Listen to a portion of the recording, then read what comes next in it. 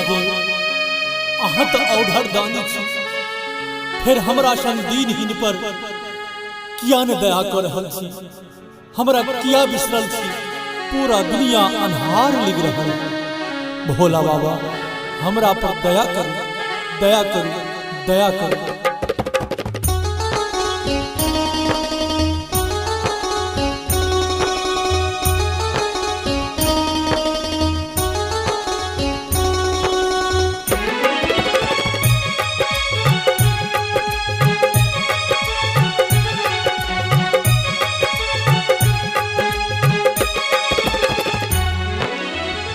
दुनिया लगई है अन्हारियो बाबा, दुनिया लगई है अन्हारियो बाबा, केहन बनेलो हमर कपारियो बाबा, केहन बनेलो हमर कपारियो बाबा।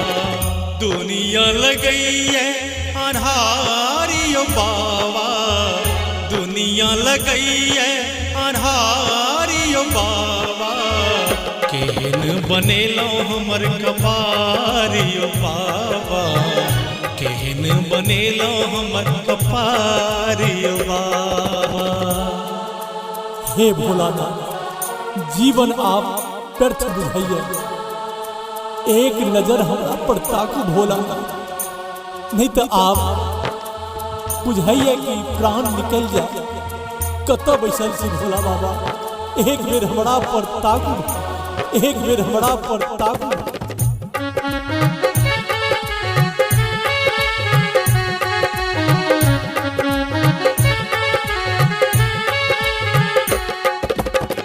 सब हक भाग बाबा अहीं लिखई छी, हमरा लेल अहाँ किया ने सोचई छी।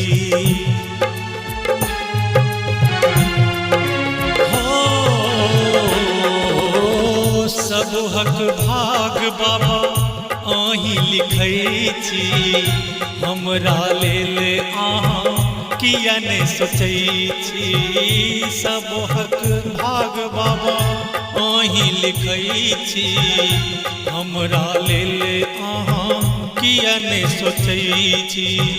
एलो अहीं के दुआरियो बाबा, एलो अहीं के दुआरियो बाबा, केहन बनेलो हमर कपारियो बाबा, केहन बनेलो हमर कपारियो बाबा।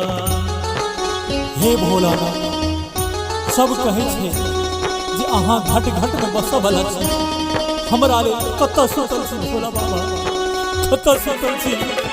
एक बेर हमरा तरफ किया नहीं तकै छी भोला बाबा, एक बेर ताक, एक बेर ताक। अहाँ के चरण छोड़ के हम कतई नहीं जा, कतई नहीं जा। मोनक बात दानी केकरा सुनायब, अहाँ चरण छोड़ी कतौ न जायब। हो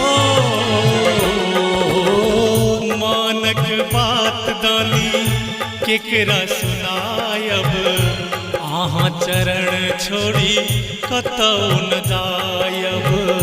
मानक बात दानी केकरा सुनायब, अहाँ चरण छोड़ी कतौ न जायब।